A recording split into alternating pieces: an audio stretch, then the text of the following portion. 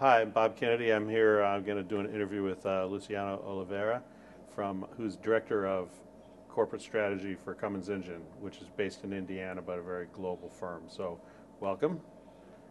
Let me just say a little bit about his background. So Luciano's from Brazil. He went to the Anderson School at UCLA, and then has been with Cummins about a year. Prior to that, was a consultant, worked for Booz Allen Hamilton, and then Roland Berger for a while. And then was with, you were with who? Bungie? Bungie. Yeah. A large Latin American, or large firm that focuses on agricultural supply chains. And then you were actually recruited to come to Cummins. So why don't, I want to cover a few things today, but why don't you just, we have a lot of students who view these videos, and you've had a somewhat unusual career. Why don't you just say something about how you ended up at Cummins? Give us 2 minutes or 3 minutes on your career path. Okay, well, that's interesting. Actually, I knew about Cummins, but I was not really searching at the moment. I was living in the south of Brazil, in this little town by the beach, and working with Latin America strategy in the agricultural business. And then I got this call from a headhunter and said, well, we have a nice opportunity for you. Right. And I got interested in talking to them, and actually got invited to work with the company. And you mentioned the Cummins engine, and this used to be our name before, but now we're Cummins Inc. And Okay. this shift means that the company is much more diversified now. So this was one of the things that attracted me. The opportunity to work in different applications all along the value chain, leveraging a lot of my background as a consultant. So Okay. I guess one of the reasons why the company got interested in me is that I helped a lot of companies to grow in Latin America. So I knew the region very well. I had a very diversified experience that could be leveraged in the different businesses where Cummins operate. And I also would say that the fact that I developed a good network along my professional career probably also increases the chances of Right. Cummins knowing about me. So let's go back a little further. You went to the Anderson School, and then you had a career that you started. You were with several consulting firms for a while, and then you ended up in the agricultural industry. And then obviously, engines aren't the same as agriculture, so you must have had some general skills that made you attractive to Cummins as well. So can you just take us through your career a little bit? Yeah, so in fact we should go back a little further. So I had a degree in mechanical engineering, and as I finished engineering I said, there is opportunity to work in consulting. I'll be exposed to different kinds of companies, different challenges, and I thought that this diversity would actually give me a good experience. So I joined Booz Allen. At that time, it was the era of privatization in Latin America. So I worked in a few privatization projects. Then I got the opportunity to work with Roland Berger. That was a much smaller office. And because it was a smaller office, we didn't have specialized teams. So it means that I had the chance to work in telecom, to work in steel, to work in automotive, to work in retail, in projects that cover the supply chain, redesign, market entry, M&As, deals. So a very diversified experience. I was sponsored by Berger during my MBA at UCLA. Then I got back to Berger, helped a few more companies to grow in the region. At some point, I got married and got kids and said, it's time to move ahead. And, less travel. the consulting lifestyle, everybody Yeah. knows, is very demanding. I said, Yeah. well, I really want to join a corporation now, and I use these skills to help a single company to grow.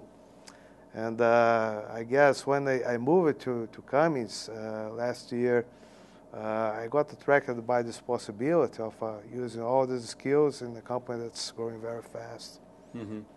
Okay, so I know for Cummins is a very global company. You told me earlier about 13 billion in revenues this year. You're planning to grow to about 30 billion in revenues within 5 years, and more than half of that is in international markets.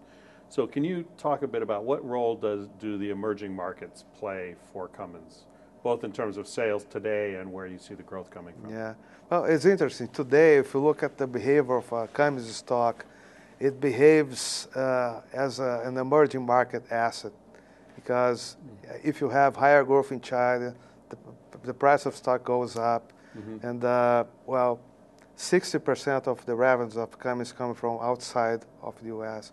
If you go look at the growth rates in China, India, and Brazil are much higher than the growth rates in the mature markets, and this will continue to be true for many years ahead. So we really expect the growth to come from these places. And as the core of the business is shifting to these new markets, the company sees the need to develop capabilities in these regions that the company didn't have before. So for instance, that's the only reason why I was hired, because the company said we need to have strategy capabilities in Latin America, and then they come into place. Well, yeah, so my perception is 20 years ago, Cummins was a very US-centric business that followed the typical multinational model, which is you develop products for developed countries, and then as those products mature, you start shipping them to middle-income countries and eventually low-income countries. But development and marketing and design were all US-centric. Is that right?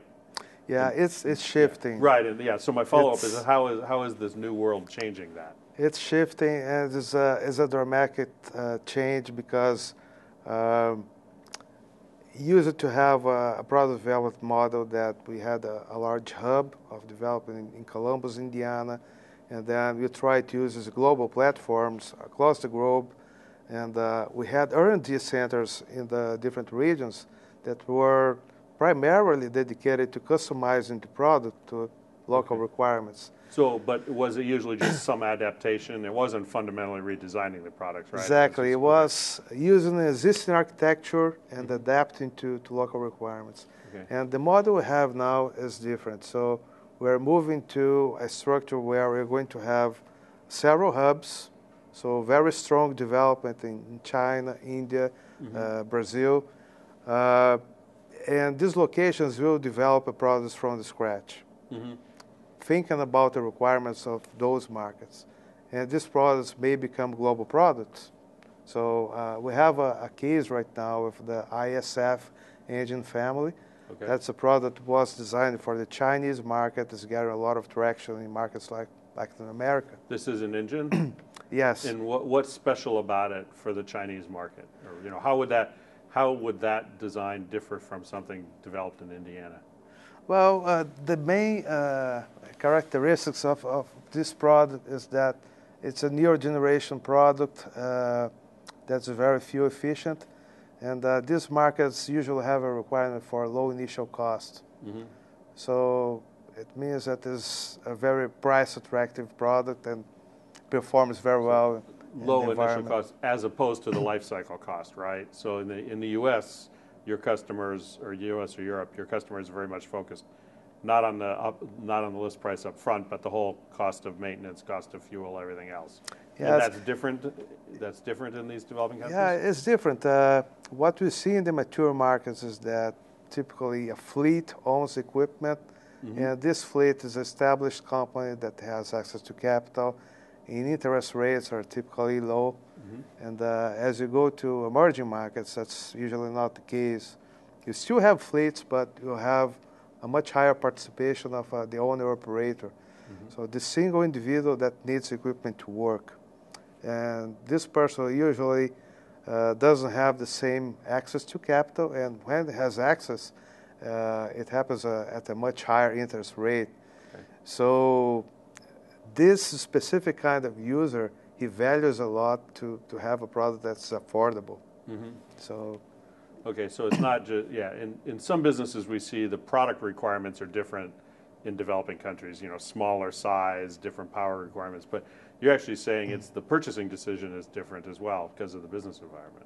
Yes, and I would say not only the acquisition, the purchasing decision is different, but the whole operating cycle. For instance, one of the big challenges we have today is to establish a distribution network in these places. So this is a challenge and at the same time an opportunity, because many of the equipment manufacturers, they choose Cummins because they know that their product will be supported in many regions. Okay, so that's an advantage over some of your rivals? Yes, for instance, we have very good partnerships with OEMs in China, like Foton, Dongfeng. We are very strong with Tata in India, and they are growing to other regions like Latin America, and they know that as they expand globally, they can count on the distribution network of Cummins for there, spare right? parts. Yes. Okay. Yes. Okay. So you've talked about they're bringing in more international executives like yourself. That's a big trend I see among U.S. companies. How's that changing the investment strategy for Cummins? Is this globalization? Well, as we grow, we're investing in new regions. So I mentioned that we're doing investment in R&D facilities. We're doing investment in manufacturing facilities. So right now we have planned investment for South America that is in the amount of $100 million or something like that. So it's significant. So it means that we will really bring a new dynamics to how we grow our business in the region. And this requires a new leadership approach as well. Right. So yeah, how has the management team or the executive team at Cummins changed over the last 10 years? Is it more international than it used to be?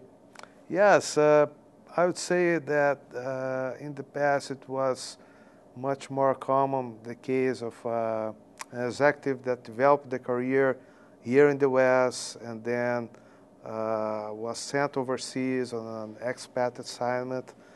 And today what the company expects is really to have global leaders coming from the different regions. So I would say a very good example of that is our components division that is led by Anand Taulilakar, which is from India. So the company expects to have more and more leadership cases like that. He heads the India operation, but he's also in charge of the global components division. Yes. Right? Yeah. Okay. Yeah, that's a big change. So I know there's a lot of interest among MBA students in terms of having global careers, and that might be either having a foreign assignment, right, working for a company overseas, or it might just be working for a company in the U.S. and having responsibility for some overseas sales. What type of advice would you have for MBA students who are interested in pursuing this type of career? Well, I would say that first is to explore companies that provide this kind of opportunity. So you have companies that operate on a global basis, but actually they don't operate as a global entity. Okay. And on the other side, we have companies that really have a policy to develop leaders on a regional basis and transition them into different parts of the world. So look for companies like Cummins that provide this kind of opportunity. Cummins is not the only one, but it's probably a good example, and I'm hiring, so. You're hiring, okay, so people should contact you, right? The other thing I would say is you have to develop skills that are that have a value wherever you go. Yeah, so give me some examples of what those would be. I mean, language is one good skill, but what else? What kind of skills do you have to be successful as an international manager? Well, I would say if along the career you collect histories of success of things that you did in a place very well that you could apply to other places, that's helpful. So, for instance, my career was very diversified. So I learned things about how to implement changes in the finance industry that when I look at the business of distribution at Cummins, is very similar because it's still retail-like, it's still about motivating people, it's about having sales targets that are aligned to get market share in regions. So this is very portable. Okay, good. I think this has been very interesting. I suspect you'll be hearing from some of our students, and look forward to the public talk later today. Thanks. Thank you very much.